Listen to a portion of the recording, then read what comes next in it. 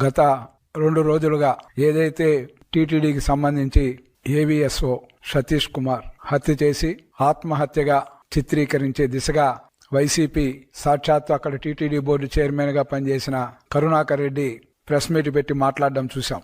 హత్య జరిగిన వెంటనే తిరుపతిలో కరుణాకర్ రెడ్డి ప్రెస్ మీట్ పెట్టి అది ఆత్మహత్య, దానికి ఏదైతే అక్కడ అధికారులు ఎవరైతే ఉన్నారో వాళ్ళు దానికి సంబంధించి నా పేరు చెప్పమని, అంటే కరుణాకర్ రెడ్డి పేరు చెప్పమని సతీష్ కుమార్ పై ఒత్తిడి తెచ్చారు కాబట్టి అతను ఆత్మహత్య చేసుకున్నారనే విధంగా ప్రెస్ మీట్ లో మాట్లాడిన కరుణాకర్ రెడ్డి ఈ రోజు ఒకటే ప్రశ్నిస్తాను.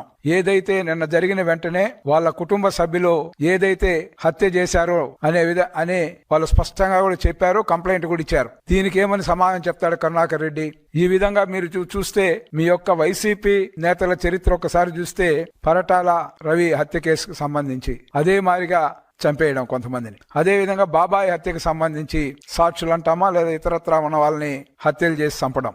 ఇప్పుడు సాక్షాత్తు కలియుగ శ్రీ వెంకటేశ్వర స్వామి ఉండి లెక్కింపుకు సంబంధించిన పరకామని అన్ని కూడా బహిర్గతమవుతూ ఉన్నాయి. ఈ సందర్భంలో మొదటి విచారణకు 6వ తేదీ అటెండ్ అయిన సతీష్ కుమారు ఏదైతే మొన్న 2వ విచారణకు వెళ్లేటప్పుడు ఈ విధంగా హత్య గావింపబడ్డారనేది అందరికీ తెలిసిన విషయం. కానీ ఈ రోజు దీనిపైన ఏ విధంగా మాట్లాడుతా ఉన్నారో మనం చూస్తాను.